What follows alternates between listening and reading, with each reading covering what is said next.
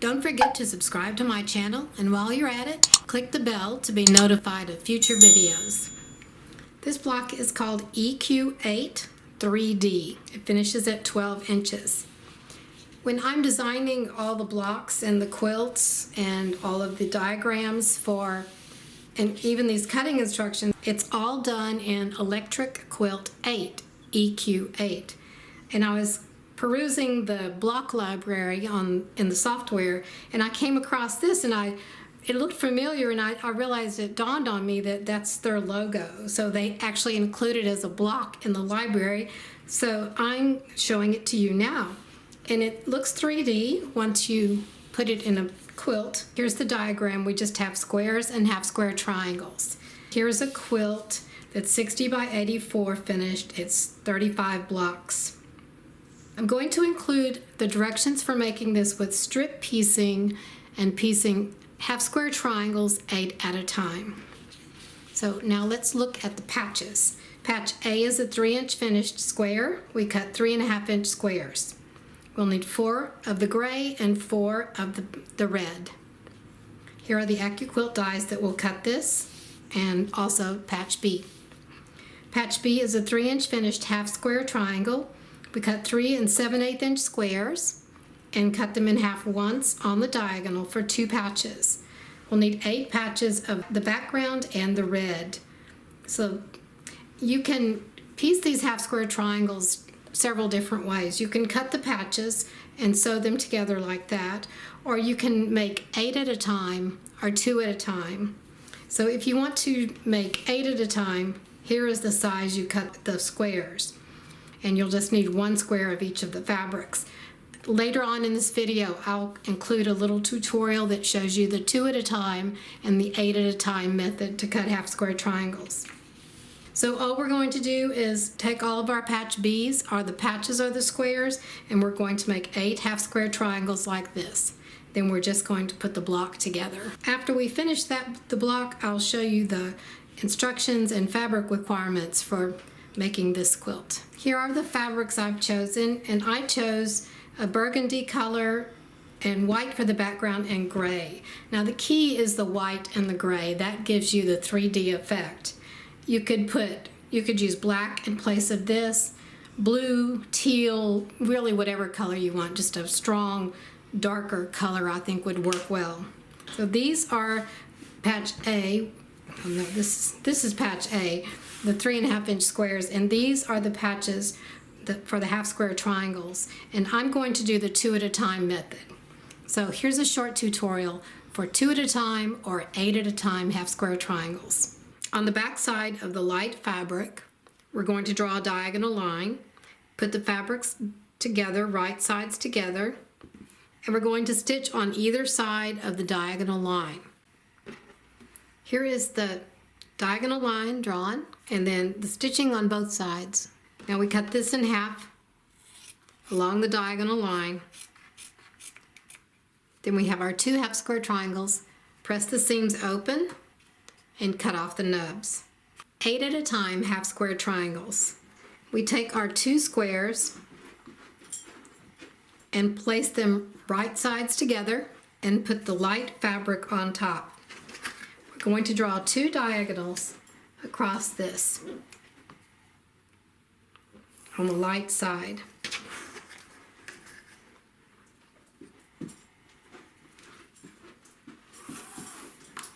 Next, I'll go to the sewing machine, and on either side of this drawn line, I'm going to stitch 1/4 of an inch.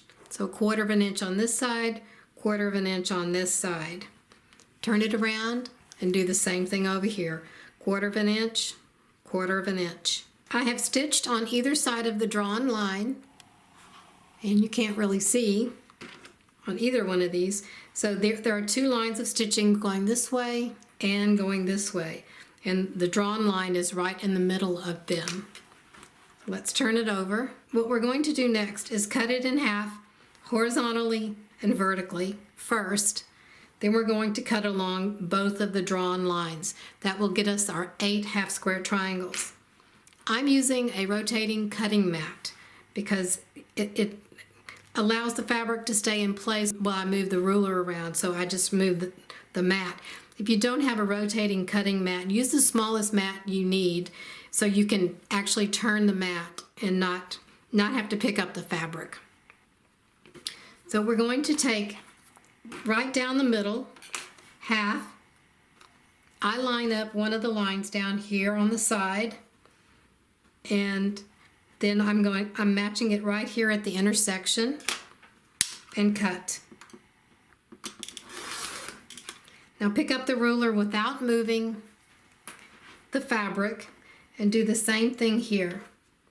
Find a line on one of the edges to line up your fabric, and then put the edge right at the center and cut. So we have 4 pieces now. Now we're going to do the first diagonal,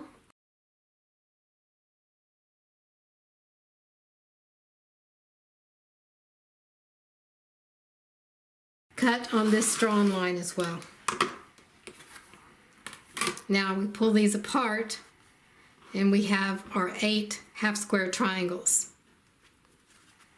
And then we'll just press these open and we'll have nubs to cut off on each corner. All the half square triangles are pressed. Then I just take my rotary cutter and trim off these nubs. They're on either side of the diagonal. Now some people prefer to cut their squares bigger than is needed so they can trim down the half square triangle later. I prefer to cut it the right size and just sew the scant 1/4 inch. So if it is a little bit bigger, then you can always trim off if you need to. So that's the half square triangles 8 at a time. I have the half square triangles done, and in the instructions I said just to put the triangles together and then put the block together.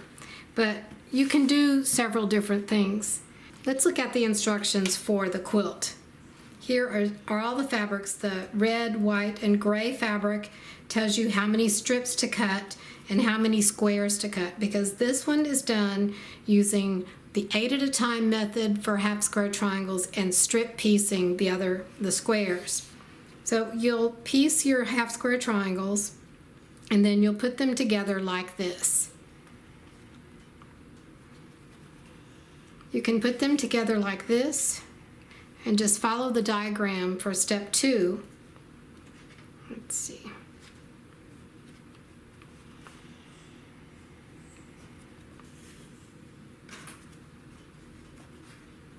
There, finally. So it looks kind of like a barber pole. You could sew these together. So these two, these two, these two, these two, then sew all the rows together and have one piece. Then the next thing you would do is take your gray and your red, lay them out,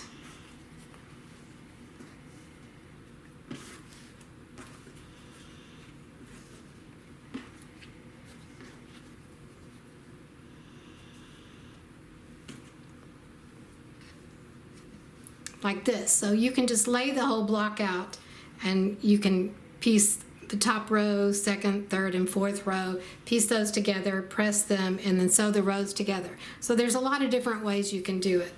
But in the instructions for the larger quilt, I have you making the half square triangles first, and then doing this little barber pole in the middle, and then strip piecing the squares on the side. So if you take a look at these, this is a strip, this is another strip, and another and another. So it's a strip of 4, and you'll have your width of fabric. Then you'll cut them into 3.5 inch segments. Because this is the same as this, it's only flipped over. Here are the reds at the bottom, here are the reds at the top. And you can see those instructions here on step 4 and 5. So I'm just going to sew the block together like this. If you're interested in learning about electric quilt software, I have a link in the description below the video and you can find out more about it. I think I've had a version of electric quilt since the second version came out, and now this is version 8. But I can't remember how long it's been, but it's been many years that the software has been out. And I recommend it. I think it's great. It makes you more creative, and if you think, what if I did this way with the block or rotated it this way? And it answers the question. You just rotate the block and you see instantly what it looks like. So here is our EQ8 3D block.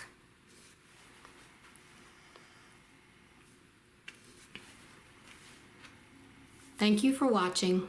Don't forget to subscribe to my channel, and while you're at it, click the bell to be notified of future videos.